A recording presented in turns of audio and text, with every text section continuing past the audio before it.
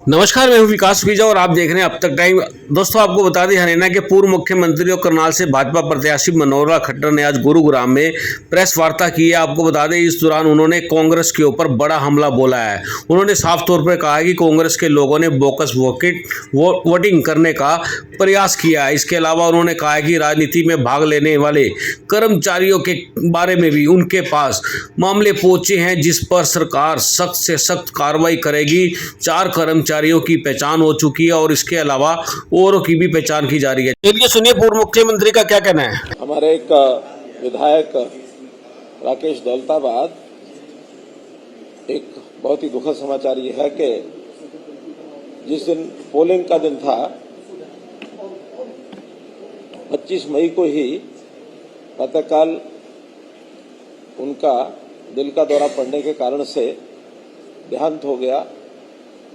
इस अवसर पर मैं उनको श्रद्धांजलि देते हुए प्रभु से प्रार्थना करता हूं कि जो भी लोगों के जैसे प्रतिनिधि थे, सब लोगों को, परिवार के लोगों को भगवान इतनी शक्ति प्रदान करे कि इस असह्य क्षति को सहन करने की शक्ति उनको मिले।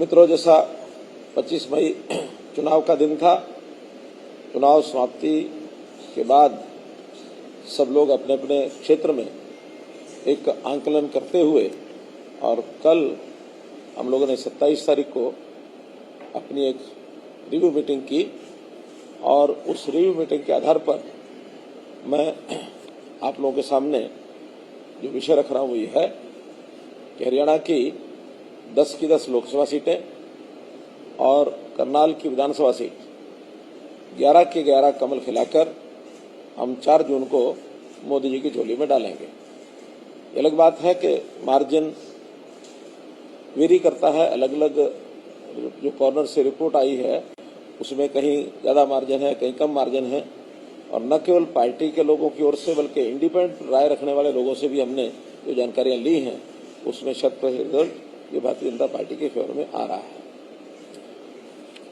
चूँकि बहुत ऐसे विषय हैं जो चुनाव के दिनों में एक आरोप प्रत्यारोप के रूप में भी लगे हैं।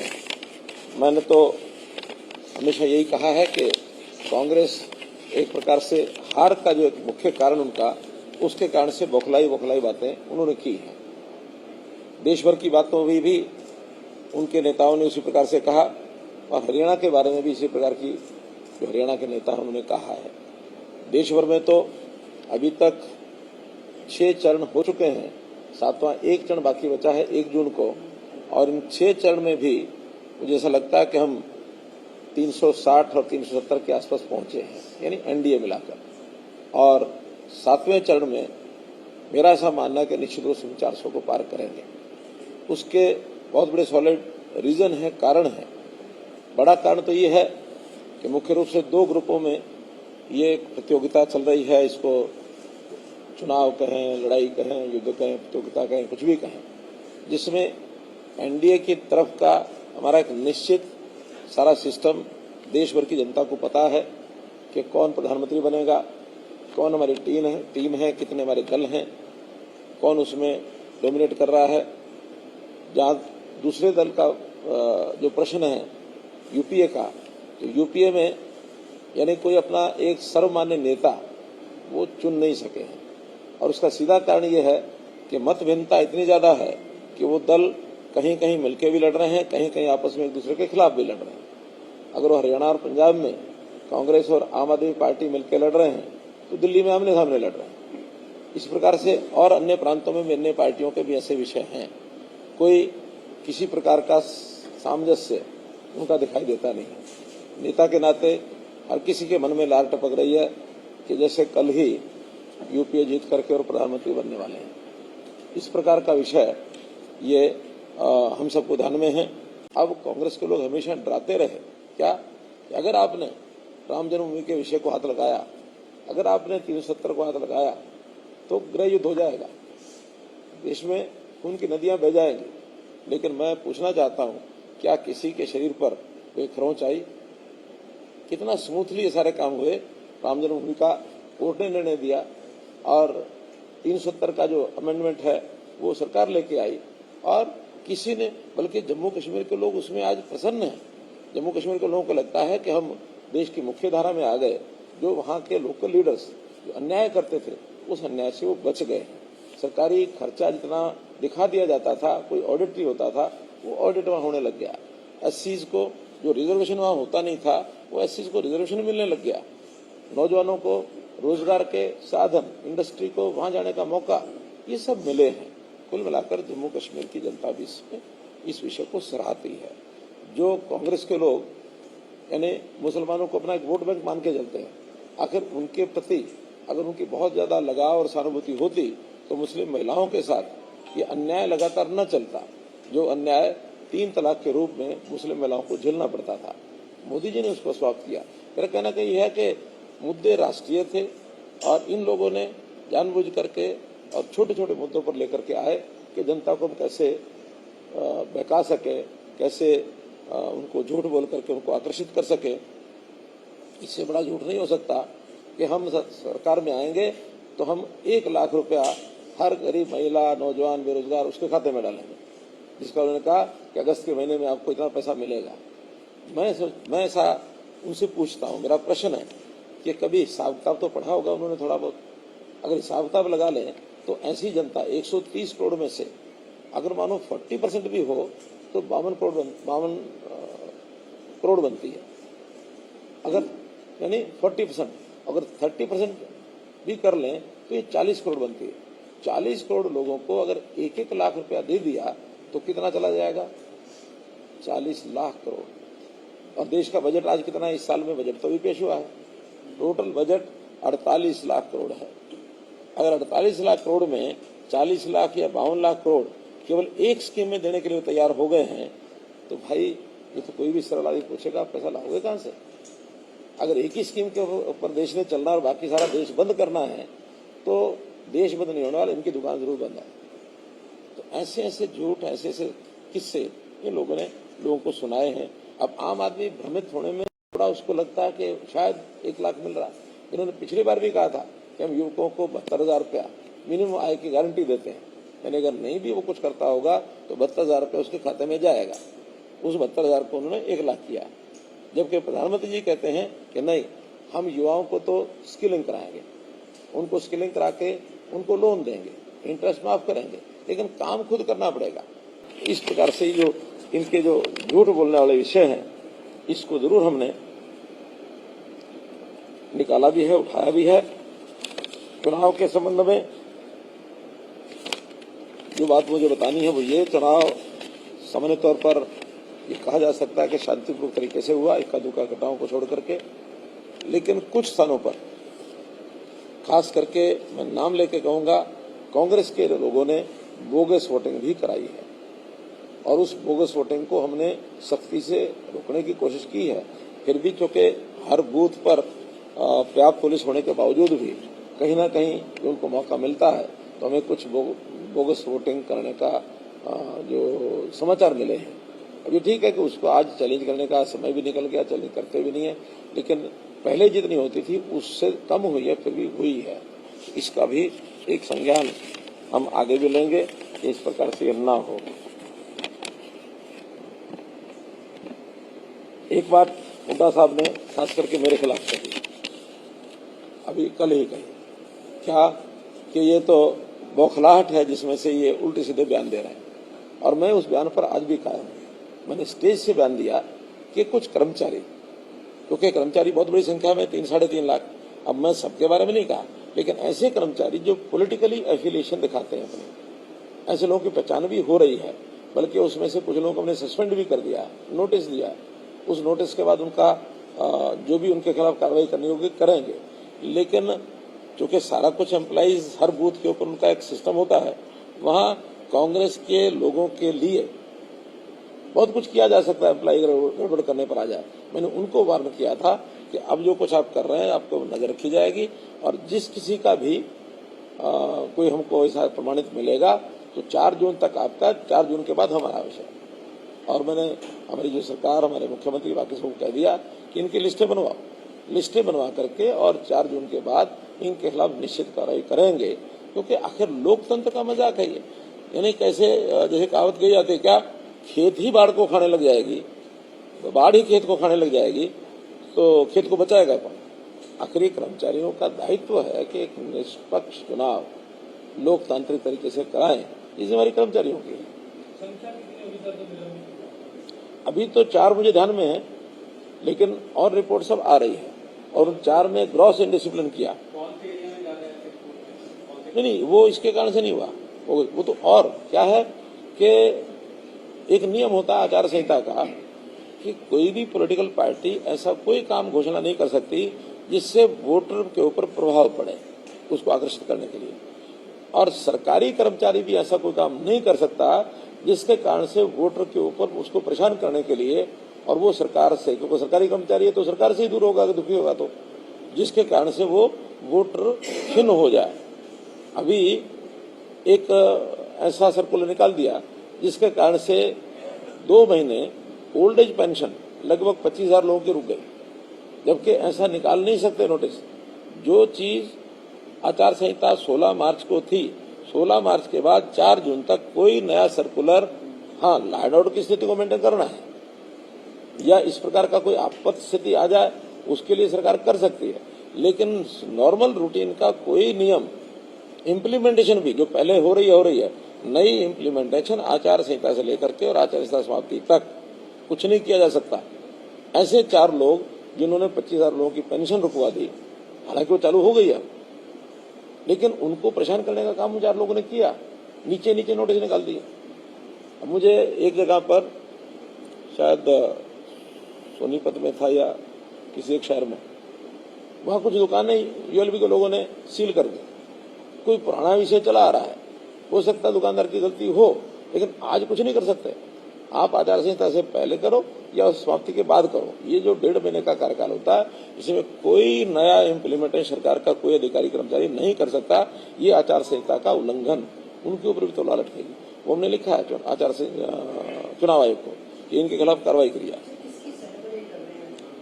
वो तो आप जान ही सकते हैं, राजनीतिक एफिलिएशन, कम से कम भारतीय जनता पार्टी ने तो इसमें से अपना पल्ला झाड़ा कि कोई आदमी, कोई सरकारी कर्मचारी पॉलिटिकल एफिलिएशन, हाँ उसका वोट देने का अधिकार है, जिसको देना दे, लेकिन किसी पार्टी के लिए काम करना भारतीय जनता पार्टी नहीं करवाती है।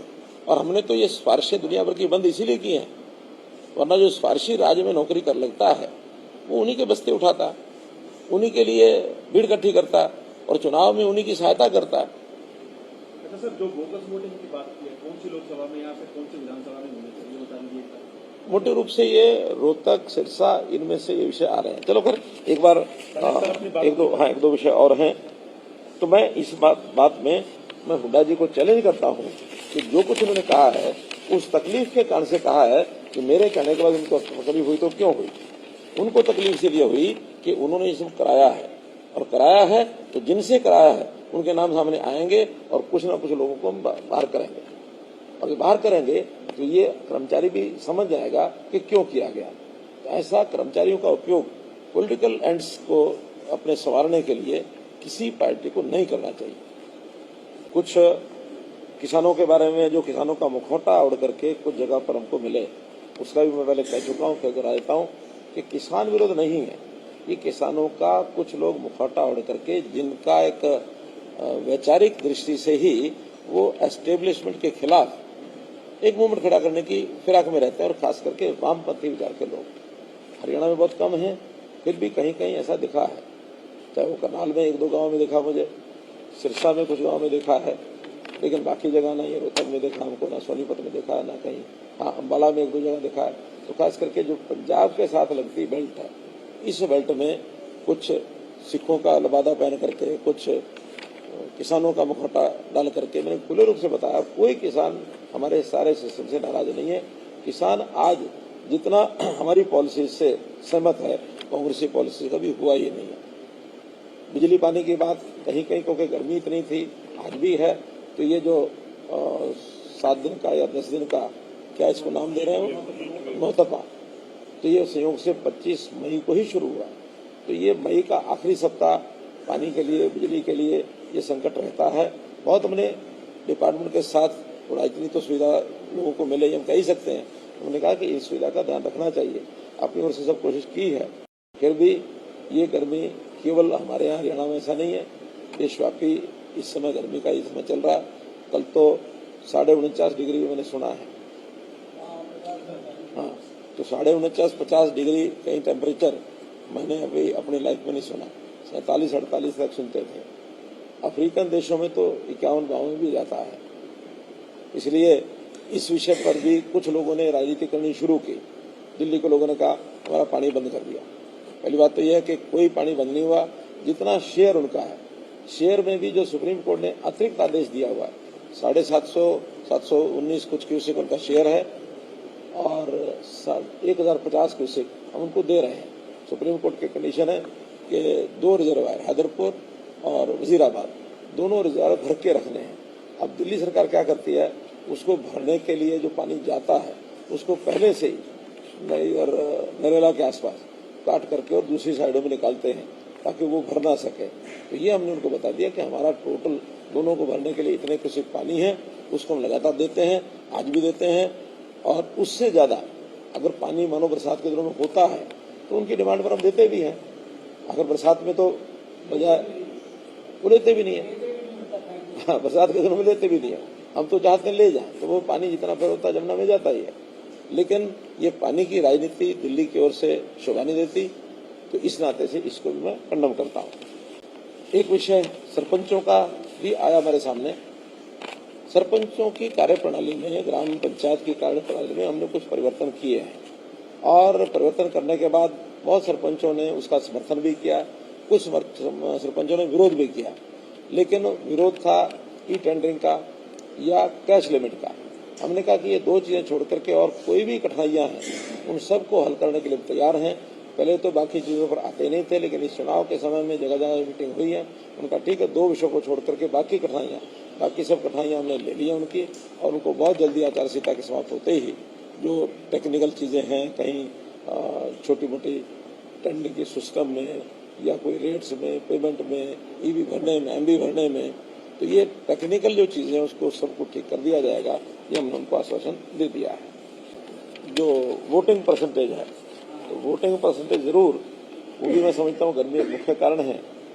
पिछले चुनाव की अपेक्षा कुल 4% कम रही है 2019 में, और इसमें अभी 65.1 है शायद, और पिछली बार ये 69 पॉइंट समथिंग थी। तो 4% की पूरे प्रदेश में वोटिंग कम रही है। विश्लेषक अलग अलग विश्लेषण करते हैं। एक विश्लेषक तो यहाँ तक कह गए कि ये बीजेपी की फेवर में है, क्योंकि अगर कोई रोष होता है तो रोष में जो पार्टी पावर होते हैं उसके खिलाफ वोट ज्यादा पड़ता है, और ये फेवर में बीजेपी का है। हमको कोई अनुमान नहीं है किसका फेवर है किसका नहीं है। मैं ऐसा मानता हूँ कम है तो सबका ही कम है, ज्यादा तो सबका ही ज्यादा है। इसमें बहुत बड़ा कोई लॉजिक नहीं है कि कम है तो किसको नुकसान है, ज्यादा तो किसको नुकसान है। इसको इश्यू बहुत बनाया गया है कि कम वोटिंग के कारण से सब अपने अपने आंकलन करने में लगे हैं। मेरा मत यह है कि कम है तो सबके लिए कम है। जैसे मौसम खराब के कारण से 1-2 दिन प्रचार में कमी आ जाए तो हमारी अपनी पार्टी के लोग कहते हैं लो जी 2 दिन खराब हो गए। मैं कहता हूँ देखो यही खराब सबके हुए, आप चिंता मत करो। तो इसलिए गर्मी भी है तो सबके लिए बराबर है, किसी एक पार्टी के लिए ज्यादा दूसरी पार्टी के लिए कम है, ऐसा नहीं है। नेचुरल चीजें हैं, नेचुरल चीजों का प्रभाव सबके ऊपर बराबर पड़ता है। आपने कहा 10 की 10 लोकसभा सीटें और 11 टोटल जो है विधानसभा मिला के, अगर ये भारतीय जनता पार्टी जीत रही है तो क्या दोष ईवीएम पर आएगा? अच्छा है, जो दोष लगाए उनसे पूछना।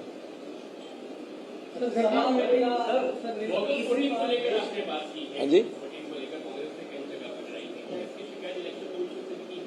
हमने उस समय वर्बली बताया है और नोट किया होगा, लेकिन अब चूंकि पोलिंग ऐसा विषय है बोगस वोटिंग, उसको उसी समय जो रोका जाए तो रोका जाए, और उस समय नहीं रोकी, एक बार वोटिंग हो गई तो उसका कोई प्रमाण मिलता नहीं। आपके तो बूथ के साथ 4 बूथ की बात की जा रही थी, पन्ना प्रमुख थे, चुनाव बूथ को कैसे मजबूत करना है, तो ऐसी स्थिति में कैसे बोगस वोटिंग? ऐसा है, कुछ बूथ हमारे प्रभाव के रहते हैं, कुछ बूथ विपक्ष के प्रभाव के भी होते हैं। सबका प्रभाव सब जगह एक जैसा नहीं होता, और खास करके जब किसी बूथ पर वोटिंग समाप्त होने के बाद जो वोट बचते हैं और वहां धींगा मस्ती से 5-10 लोग अगर अंदर घुसते हैं और वहां एक्शन, मानो पुलिस नहीं है, एक्शन नहीं लिया गया, तो वो कुछ ना कुछ मिलीभगत अंदर भी होती है। क्योंकि हम ये कहें कि बिना मिलीभगत को अपने आप कर गए, अगर बटन दबाने वाला भी दबाता है, वोट डालने वाला भी दबाता है, एक एक करके जाएंगे, उस समय या तो दबाव उनके ऊपर होता है। हालांकि आखिरी एक घंटे में पुलिस बहुत अलर्ट रही है सब जगह, और बहुत जगह रोका भी है। मैंने पहले बताया ना कि इतनी जितनी पहले होती रही है उससे तो कम हुई है, पहले भी होती थी खूब, लेकिन अब चूंकि एक ईवीएम का सिस्टम आ गया और पहले बैलेट होता था, बैलेट में तो काउंटिंग में भी दिक्कत आती थी, अब ईवीएम में काउंटिंग में दिक्कत नहीं है, बटन दबाया सब सामने आ गया, कर लो भी नोट, तो नोट हो जाता है। मॉक पोलिंग भी होती है,